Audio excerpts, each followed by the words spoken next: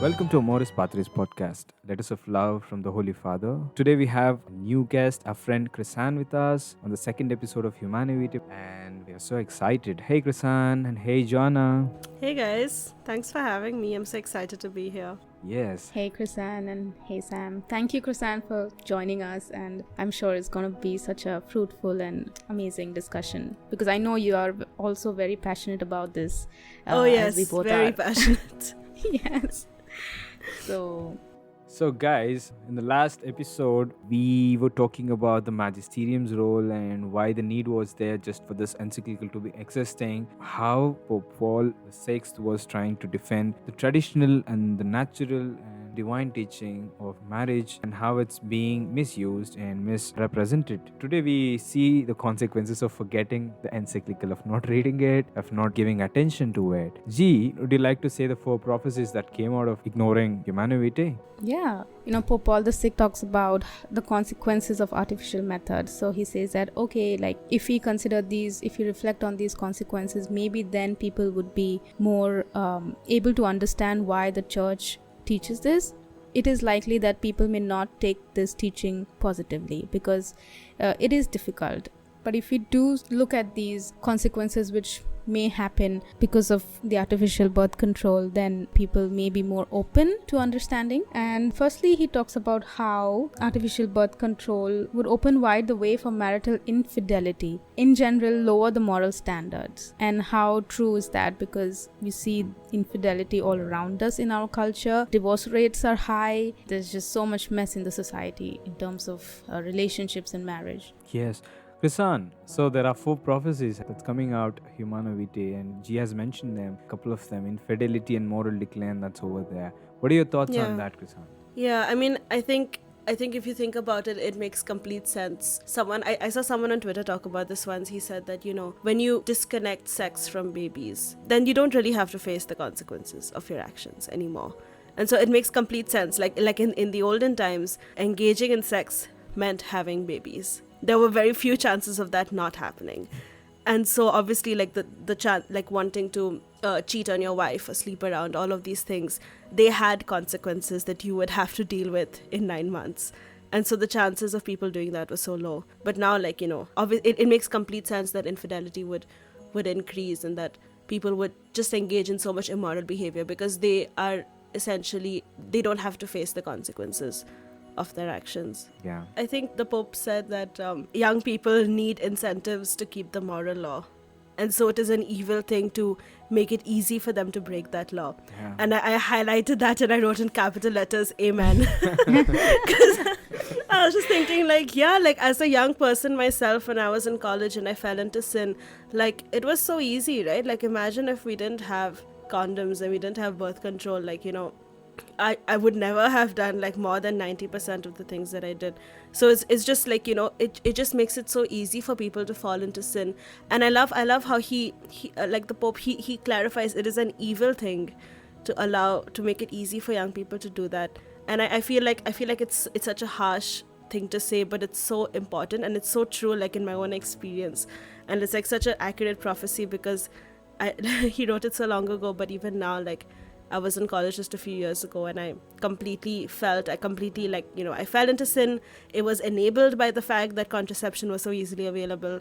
And so I saw it in action in my life. Yes. I don't blame our generation completely because I feel like we are also the product. I mean, somehow we just grew up in this, this time post the sexual revolution. That is what we grew up knowing. Yeah. To be honest, before this encyclical letter or before I became a Catholic, I didn't even know that not using contraceptives was an option, because that's the kind of environment they live in. And even if you watch the movies and even the culture, everything, they tell you that you do whatever you want, but just be careful, okay? In case something happens. So that's the kind of mentality that we all grew up in, and we are all impacted by it in some way or the other. What do you have to say, Sam?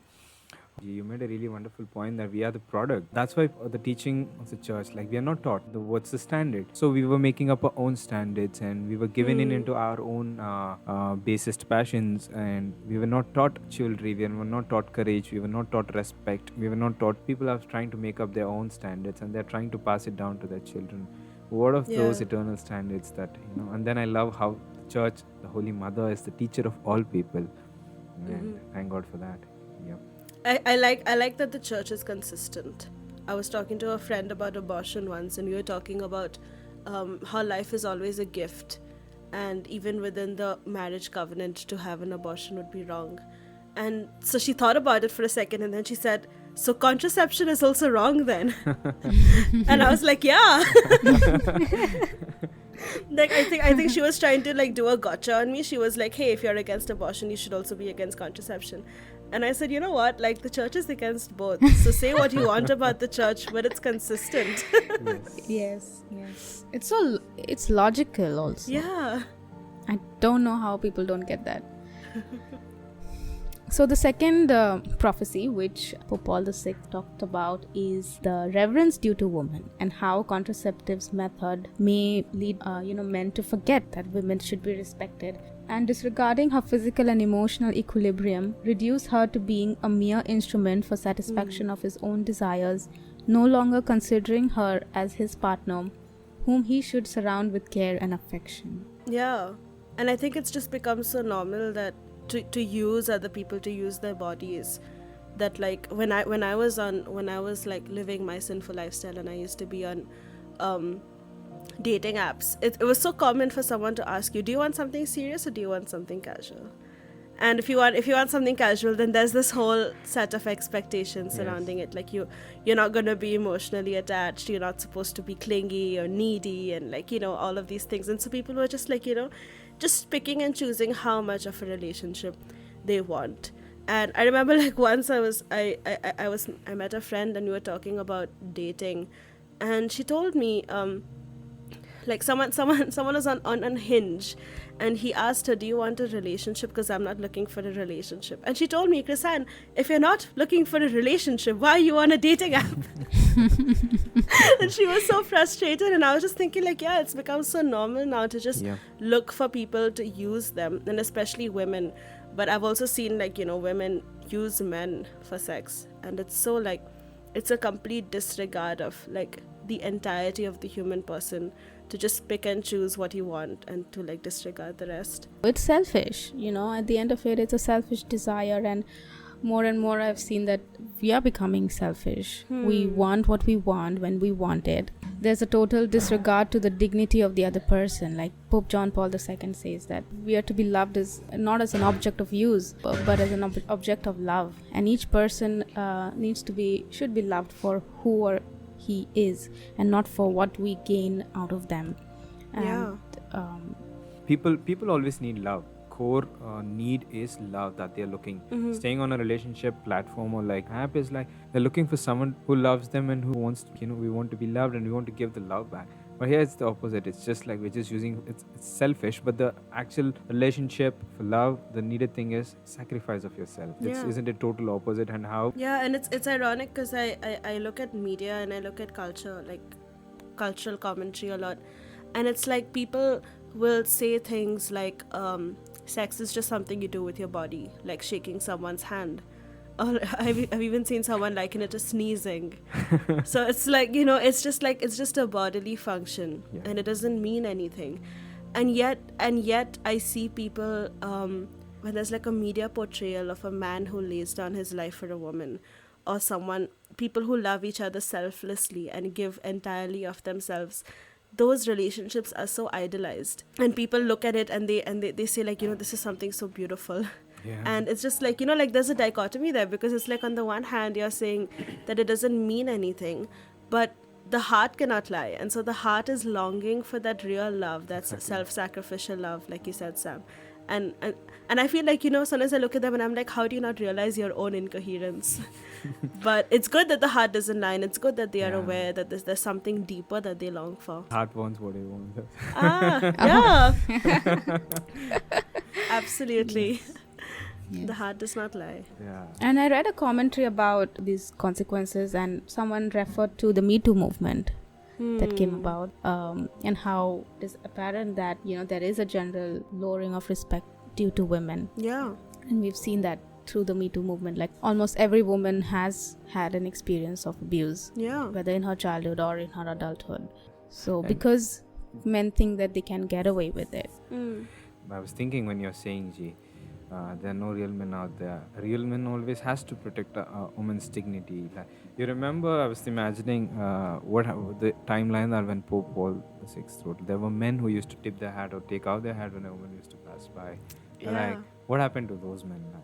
Right now, Yeah. what happens when a woman passes by is the looks and the comments, and it's very audible, and it's just those that passes. And it's both ways. Women try to enjoy sometimes, but truly a woman doesn't enjoy when she's alone. Like, she feels that she's degraded, and even man, like, he knows deep in the heart like he shouldn't be doing it. And it's just that the culture is how it is. It feels almost satanic, isn't it? Like, analyzing it through this, it feels like how degraded we have become. Absolutely. Like a complete subversion of what it used to be. Exactly. And then what's worse is that it's packaged as feminism. And then they say, like, a real woman, like, you don't need a man to open a door for you, and you don't need a man to respect you in that way. But like, it's so, but it feels so bad. Like, if it was good, why does it feel so bad? Why do I not feel liberated? Why do I Exactly. feel degraded? Right? It's because I am being degraded. That's why it feels like that.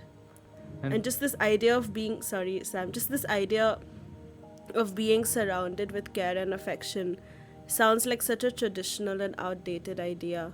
But, like, that's what my heart longs for. That's what I'm made for. That's what I want, I wanted to say exactly that, Krysanne. Like, the real good takes heroic efforts. A Catholic marriage is a heroic marriage, and it takes a lot of efforts to live out a marriage that is very countercultural to the world, but which is eternal in its existence and existence in the past, now, and it's going to be in the future. Christian marriage is modeled around the marriage of Christ in His church. Look at, I don't want to go into Saint Paul's letters right now. Absolutely. And the third consequence that he talks about is the danger of this power passing into the hands of those public authorities who care little for the precepts of the moral law. And what I can think about is the China's policy of the one-child policy, which was, Right. I mean, so immoral, because, like he says, that this is such a personal and intimate responsibility between a husband and wife, that public authorities should not have the power to intervene between this kind of very intimate, part of marriage. Yeah. And Yeah, it has like- happened. What he predicted has happened. It's like it did happen in China, but I was also thinking of in India, there are these government programs that are run where they do sex education, quote unquote sex education, for, like, people who live in villages, those who are living in poverty. And part of that sex education is giving out condoms and getting the women on birth control. And it's like something, it is provided as a, like, in order to progress, this is the information that you need. And I remember, like, hearing that and being like, why? Like, why is it necessary to give out condoms when you talk about sex? Like, obviously, people need to be educated on sex, and especially for women who are being abused by their husbands. But then to introduce contraception in that is just like, it's so self-contradictory.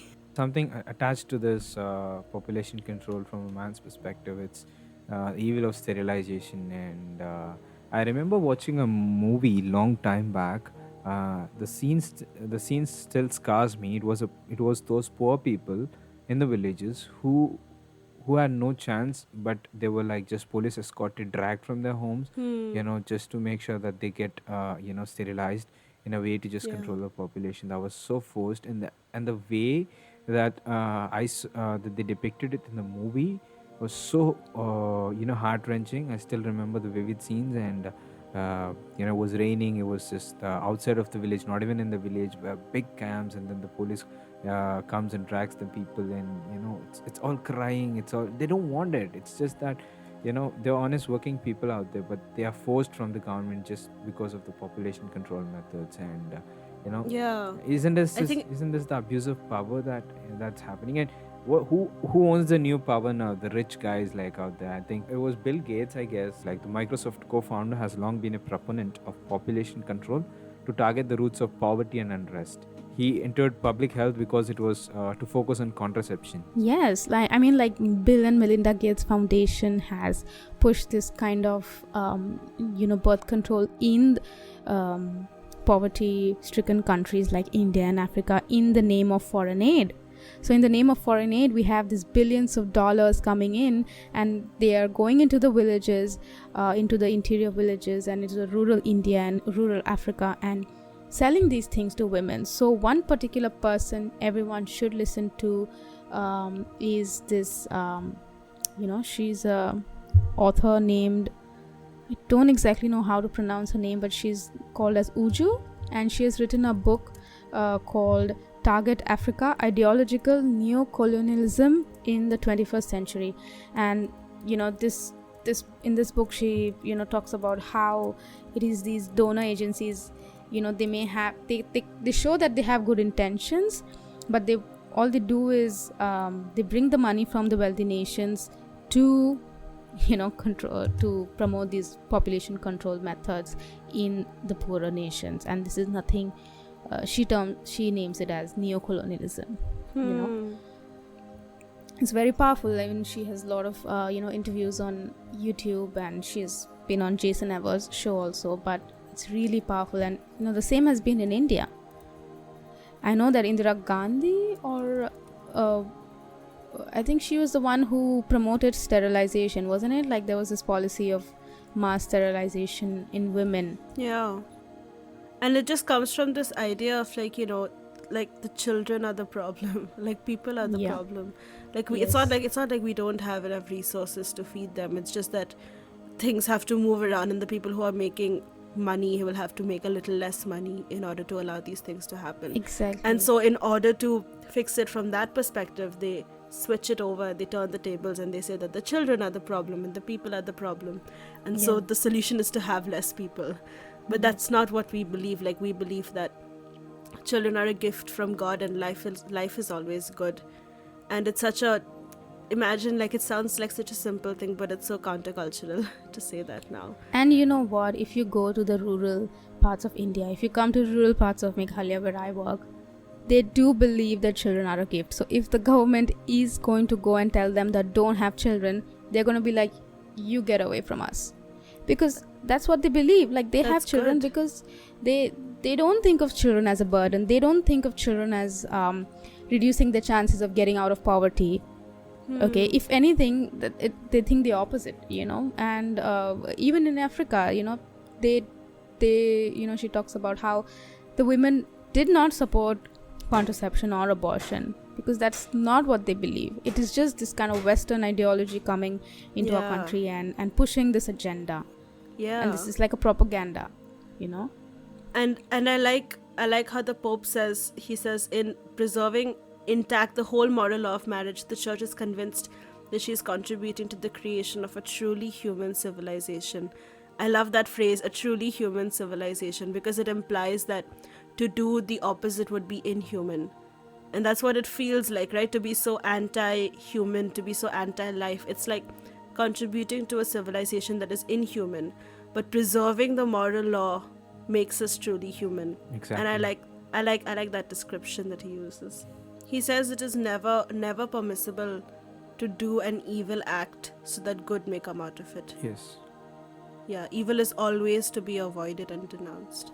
Yes. Mm-hmm. He talks about this in reference to, I think, how couples may use the natural family planning in avoiding pregnancy, and how he talks about how this is different than contraception, because people may think that natural family planning is the same as contraception. Yeah. I just recently did a retreat with some young people where we talked about sexuality and sexual ethics as taught by the church, and one of them asked me, "Isn't natural family planning just Catholic contraception?" And I got to use this analogy, which is my favorite analogy by my favorite author Trent Horn, where he talks about inviting your cousins for your wedding. And he says, if you like, you know that your cousins are going to be busy this weekend, so you really want your cousins there, but you can't afford to feed them because they're like 12 and they eat so much. And so you know that they're going to be busy this weekend because they have a football match, and so you keep your wedding on that day, and then you invite them, and the chances of them coming are low because they have a football match. And that's like natural family planning, where the chances are low, but you still invite them. But then the other way that you do it is that you have your wedding on a day where they can definitely come because they don't have a football match. And then you send them a disinvitation saying, please don't come for my wedding. And that's what you do when you use contraception. Yes. And I explained this to the kids, and they understood like the difference between inviting someone on a day where they probably can't make it and disinviting someone. Like, that's the difference. Yeah. I think this comes from just the general rejection of the idea of God, right? Because if you believe in God and you believe that you have a creator and you are a creature, you have been created, then it follows that there are certain laws, certain natural laws that govern your body, and that you are not in charge of them, that it is your nature. But then when man rejects God, then man becomes God, and then man thinks that he is God, and then it's fine. Then you can control the creation of life. You can, however you want to go ahead and make babies, you can do it. If you don't want to, you cannot do it. You can pick and choose which parts of your nature you want. When I was reading this encyclical, I loved how the headings were chosen. So far, what we have read seems to be like all these things, all these methods that we've read now and we're discussing now show how beautiful God's design is, and how man, through his intelligent methods, made it more barbaric, and we lose our sanity, and by rebelling against God and trying to dominate ourselves. The answer is the title, Be Faithful to God's Design. Yeah. And who is teaching all this stuff? Who is teaching to all the world? The Mother Church. And I like this one sentence that he wrote, it says that, of course, it is anticipated that not everyone will easily accept this. Like we spoke about this before.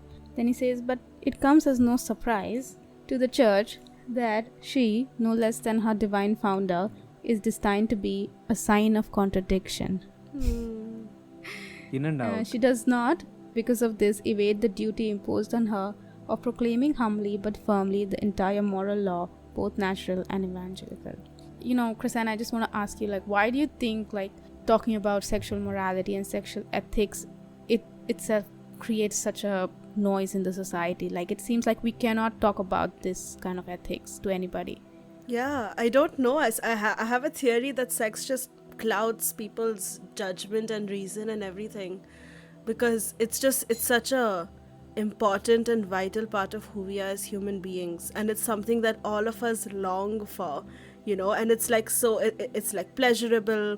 It makes you feel like you're out of this world, all these things, and it's just people kind of lose their minds, I think, when they think about sex. And then traditionally and culturally there was this concept that this is something sacred to be treated with reverence, and something private and something special. And then when you move away from that and you completely forgo all of these traditional values, to go back to this earlier approach, it just feels so backward to people to even suggest that sex can be something special. And as Catholics, we know that it's not just that it is something special, but it is a sign that points us to our union with God in heaven. So it's not just that it is special, but it is sacred, it is holy, it is a theology. And it's just so, I think to suggest that when we have moved so far away from these traditional values, it just makes people feel like we're going back to the dark ages or something, And also because sex drives people a little mad, I think. Just the idea, it's just so, it's so human. And it's so important that people just can't be logical about it, I think. Yeah, it's called divine madness. Oh yes, it reminds me of something Jordan Peterson had talked about the hookup culture. So if sex is so special and so important, you obviously want the best experience out of it. So then why then would you go for a hookup? He was like, don't you want the person to pay attention to you at least? Like, don't you even want the person to love you and care for you? And that is how you would experience the most out of it. So if that is so important, and if you want the best experience out of it, then why go for a just one of these casual sex, because the person is not paying attention to you at all. I think, like, no matter how you look at it, the hookup culture just seems so incoherent. Like, it doesn't make sense. You can't make it make sense. And only like when you step away from it can you actually see how incoherent it really is. True. So I had a question. We ignored Humanae Vitae, like most of us. When I say we, it's not we three, but as a collective Catholics in the world, it was a prophetic voice. Even the prophets of the scripture are considered as doom and gloom. They come and they give all the bad messages. That when you listen to it, there's a message of love in it. I was especially looking at how this letter was received in our country, in India. And an Archdiocese of Delhi, there was an Archbishop, I guess. He welcomed it, and there were few priests didn't sympathize. And it's just like a document that has come. But this is very important. I think needs to do is just stop, come out of it and listen and see their own incoherence, as Krysanne has mentioned. The beauty and the teaching of the church, doesn't it feel like liberation? That feels like true liberation. Like that's the liberation I was looking for. I think the church is so good in its teaching, because if you asked me before, what does the church teach about sex, I would have been like, oh, it's so regressive, it's so repressive, and it's so like it's like too many rules and it's so backwards. But now when I look at it, I feel like only the church understands what sex is, and only the church teaches the fullness of what it is, like the real fullness of it. Because the world tells you it doesn't mean anything, but and I know that it means something. We can tell just in our instincts and in our etched into our bodies, like it means something. But the world will give you the lies, and if you want to look for the truth, only the church gets it. Only the church gets the fullness of it. And that's like you said, Sam, like it's true liberation to know really what you are made for and the real purpose of our bodies. Like that's when you can really be liberated.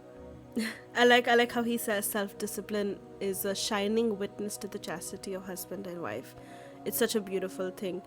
And in a culture where self-control is just not valued, where you have instant gratification and everything you need, you should get it instantly, right? Even just look at like food delivery, right? Like you want your food here in 15 minutes, and if it's not here in 15 minutes, you get all your money back. Like, like just this idea of like instant gratification. And in that culture, to tell people that the approach to sex and the approach to life is self-discipline and self-control, it's so like countercultural. But it's like in my own life, like I have seen how many fruits it can bear. Like just not indulging every one of my base desires, like telling myself no, like has just brought so much of grace. It's brought the value of patience.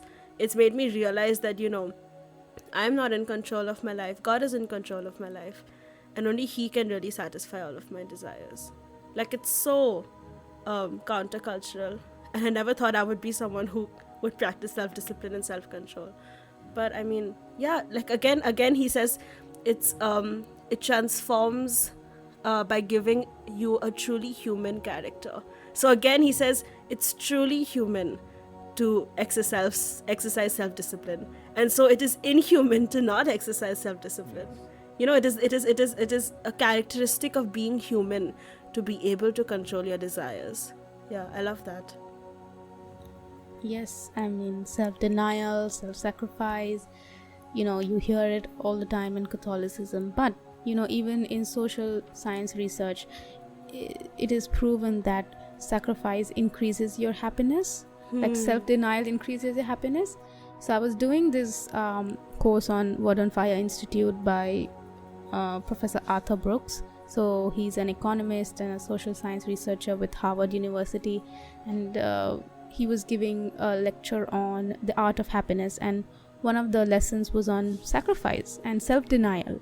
So he connects research from social science about how so many researchers have found that sacrifice increases your level of happiness, and then he connects it to what the church teaches, because the church has been saying that forever, like, you know, Yeah. that you know, this is something that makes you happy. And he talks about how, you know, if you want to practice self-sacrifice, you know, he says, you know, you have all those things in your online cart, right, which you want to just press and buy. And then he says, if you want to practice self-denial, just don't buy those items. You know, just do the small things and start there, and then slowly you will get into the habit of denying yourself. And that's why we have these practices of fasting and abstinence during Lent. You know, these are all, you know, for our spiritual growth as well, and also our emotional. And I think, like you said, it makes us fully human. Yeah. And that's what makes us happy also. Yes. But you know, Sam, that reminds me of someone who was on Pints of Aquinas. He said, if you asked me what kind of man would I want for my daughter to marry, I would want a man who can fast.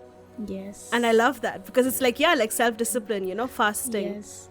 That's what it is. I've been talking about that all the time, Sam. Like, discipline. Like, I just don't find people who are disciplined anymore. You know, it's very hard to find. Like, I'm not perfect, you know, I'm also striving for that, but at least people who try, I just find, I'm sorry, just like the standards are pretty low nowadays. I like, know, the bar is on the ground. Yeah. It's like, somebody pick it up. Bar is on the ground too. Like, where are these like virtues of like you think about masculinity in the earlier days, like people would go for wars, like they would Yeah. sacrifice their lives for the country, you know, and to protect their wives and their children and their family. And that is true masculinity, because they naturally want to protect and they naturally want to sacrifice for their loved ones. I don't find that anymore. Not only do you not find it anymore, but those things are seen as toxic masculinity and Yes. something to be like, you know, rejected and stamped on. Oh We my could gosh. have another whole episode talking about that. Absolutely. We just are talking about self-discipline. We just still have chastity also. You know, I love how Pope Paul VI goes on to address everyone out there who is working, the friend and the foe both, in the workplaces, like scientists, Christian couples, and like the governments. All these people, they can be a friend or foe by their actions. He's just teaching to everyone. As he says, like the mother church is a teacher to all people. He's trying to teach everyone the truth. It's just there, standing in the crossroads, like wisdom. Yeah. He talks about promotion of chastity, which I think really that is problem we are facing. Yeah. I mean, one of the many other problems that chastity is not promoted at all. It is seen something as repressive, like you said, you know, like it's seen something as you know, taking away something from me, you know. But we know that true chastity is not that way. It's a liberation, it's a freedom. And if we just promoted this, I think a lot of issues around even abortion and you know, contraceptives and the hookup culture, all this sexual immorality, everything would go down. Yeah. If people just understood this, and if we all also promoted it. And that's why he says that you know, all the modern means of social communication should be very Yes. careful that they are not obscene, and there should not be any form of indecency on the stage and screen, and you know, everything. I mean, I have stopped watching Hollywood drama or movies because it has just become like one. It's so bad. Oh I my cannot gosh, even watch it. when I read that, when he said everything therefore in the modern means of social communication, right, which arouses men's baser passions, when I read that entire paragraph, I'm telling you, I got up and I walked around my room and I was just thinking, this man, like, he saw it coming. Because Yes. like, just look at media, right? Like, look at everything that we see, everything that we hear in songs, right? Everything that we read is just like, it's just like, you know, it's so like it encourages low moral standards. Like, sometimes I just like watch a show, okay, and I'm just like watching like a normal show, and for some reason there'll be an extremely erotic, sensual sex scene, and it does nothing. It doesn't need to be portrayed like that. It doesn't need to be so erotic, but it is, you know. And I sit there and I wonder, like, why, like, what was the reason for this? And it's just this, like, you know, constantly appealing to the baser desires of man. And it's so like everywhere, and I'm not surprised at all that he, like, you know, ends this, like, you know, this promotion of chastity with this appeal about social communication, modern means of social communication. Because, like, even when I speak to my youth group kids about sex, one of the questions that came up just organically on its own, they asked me, so what should we not be watching some of these shows? Should we not be listening to some of this music? And it was like, they automatically linked it themselves, like, hey, you're telling me that sex is this, but the shows that I'm watching and the music I'm listening to is telling me sex is this, so should I distance myself from it? And I was like, yes. Like, you figured it out on your own, congratulations. But like, yeah, like we should stay away from these media depictions that completely like completely make like a khichdi out of like, what sex really is. Like, stay away from it. Yeah, I have a great suggestion, guys. Do you want to take it? Do you want to take my suggestion? Everyone should switch to Korean drama. Let's do it, guys. Come on. Let's move away from Hollywood and let's go to the K world. Gosh. Like, I have to say this, Sam. Like, it's so pure and it's so sweet. Like, it's clean. That's okay, so it's true. how they they portray love. Like, it's so innocent. They don't have to show sex scene to show love between the partners.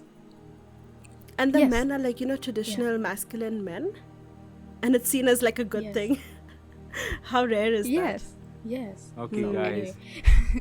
And talking about this media, what Fulton Sheen says in 3 to Get Married, he's like, these people who openly talk about sex and make jokes about this kind of sacred thing and portray it everywhere else, and he's like, these are like the most shallowest, and he calls them shallow people, and he says like their morals are just so low, like it's cheap. He calls it cheap.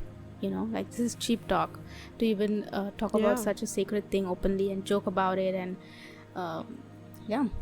You're right. So there's this song from Kanye West called Use This Gospel. Came out on a new album, and there's Eminem feature on that. Everyone knows who Eminem is, and the song is not explicit. The whole album is explicit. There was one Eminem fan who commented on Twitter, he just took the explicit off, this guy A. And this doesn't mean that Eminem can't say this word. And I'm like, I knew, because I listen to rap. Like, people listen to rap only for these words, just to hit their minds. Just to hit their minds and, this, that. And looking at the cuss words out there, it includes like women. Like, how degraded we have become and how stupid we have become. And, such a popular artist is popular because he uses the words. That's what makes them celebrities. And yes. The talk is about God. Yeah, no one wants to listen. I recently turned off explicit. What is that setting on YouTube Music? Like, I don't get explicit music recommended anymore, and I can't listen to it anymore on my YouTube. And I love Taylor Swift, so I can't listen to some of her music anymore. I was telling my friend this, and she was like, "Are you serious?"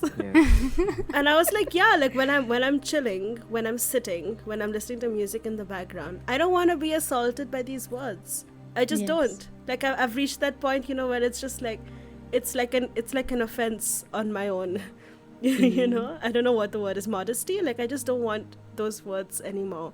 And I think like only the Holy Spirit brought me to this place, because there used to be a time when those words, not only would I listen to them, they were part of my vocabulary and I would use them so liberally. But only the Holy Spirit, like now I crave modesty, I crave chastity, and that's just like where the Holy Spirit brings you, I think.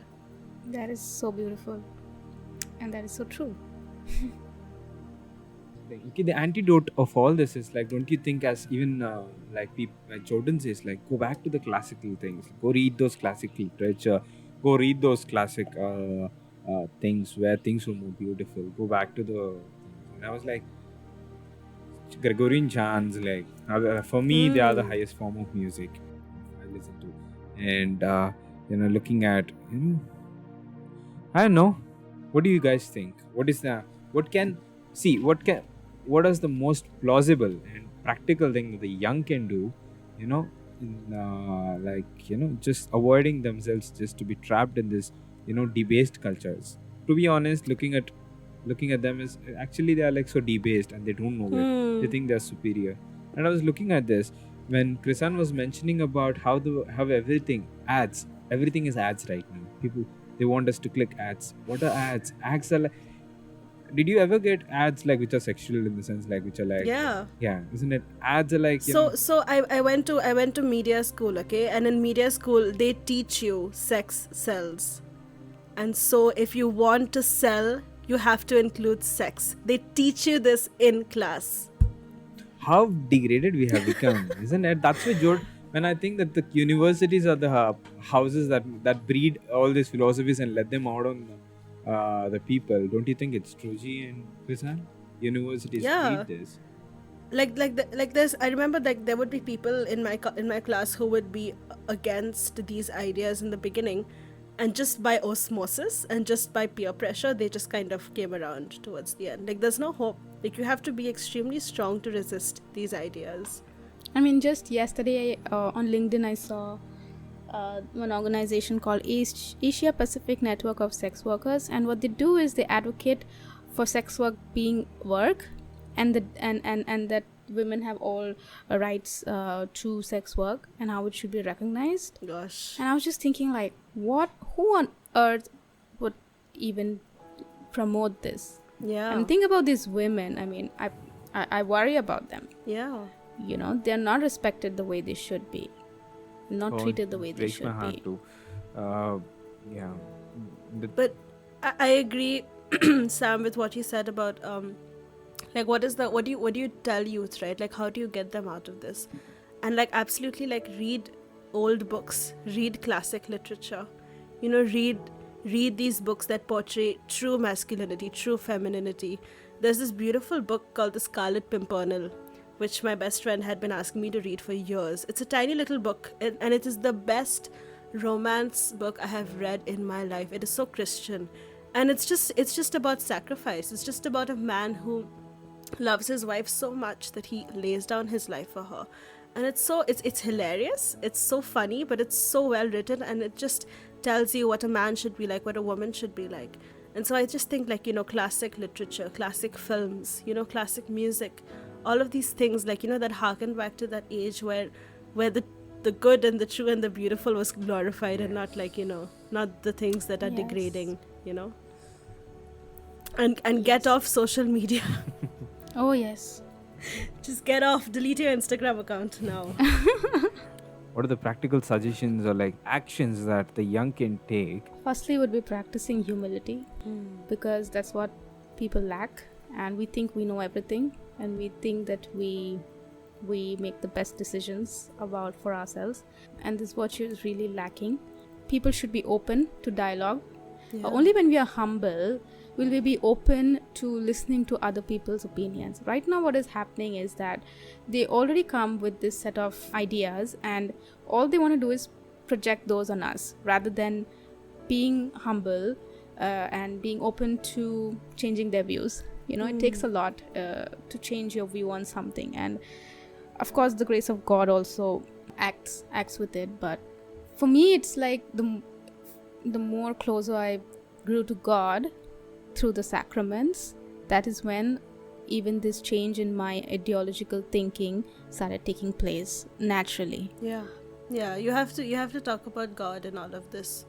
You can't leave God out of it, and especially God's love. Like when people have an experience of God's love, Exactly. then they have an incentive to understand the rest of the teachings, I think. Yes. Yeah. And like how Bishop Barron says, like, show the beauty. Like, especially like he says, you know, when we are talking about the existence of God with people, don't directly jump to sexual morality. You know, talk about justice. That is something everyone agrees with. Nobody wants racism. You know, so where do these values of justice come from? Where, like, everyone in their you know, heart knows that and wants justice. So, and if you're talking about sexual morality, then he talks about how you should show the beauty of fidelity, of marriage, of having children.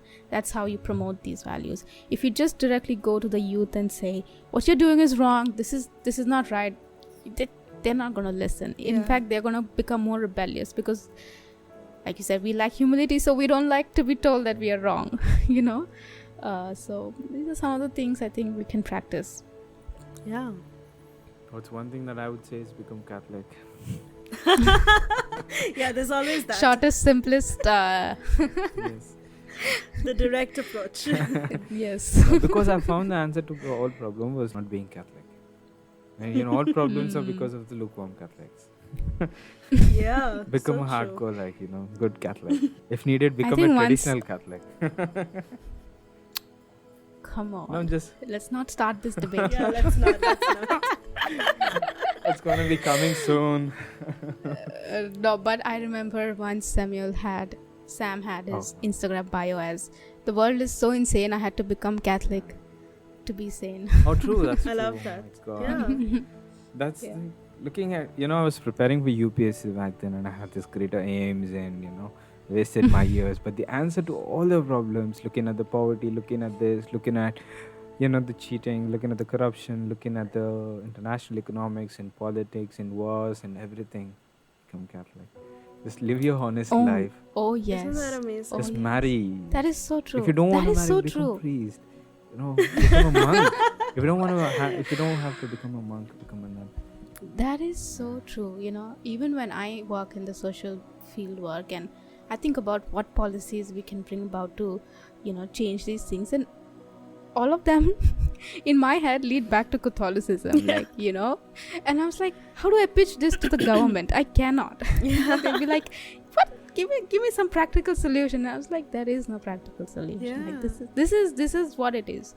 And yeah, some people may think we are being too philosophical or too idealistic, but come on, the ideal is the reality, right? As Chesterton says. Do you want to feel loved? There's one waiting on the altar to love you always. Like, yeah? Yeah. Yeah. Do you want The to love? answer to all of your longings. Yes. Do you want to love? The world is waiting for you just to sacrifice yourself. Just go out there. Just lay down your life for the poor, for the rich. Like, not for the rich need love too. Yeah. Lonely That's rich. Yeah. Everyone needs love. Like the Hajj said. Yeah. Come I on. was talking. Family, like promote family values, Exactly. Like I think if they want to, it is called the Department of Health and Family Welfare, and all they talk about is population control. And it's like not promoting families, Anti-family. Yeah, they're anti-family. And even when they want to have this discussion on family planning, they only call the women. And I'm like, call the men. The men are more responsible in this because And of they're 50%, biological reason. 50% of the family is the man. I mean, what do you Yeah. How can you only And that ask is the women? what here I see that the men, and we have focused so much on empowering women, right, that we have totally neglected the men. The men here, at least they suffer from alcoholism, they suffer from the sins of gambling and infidelity.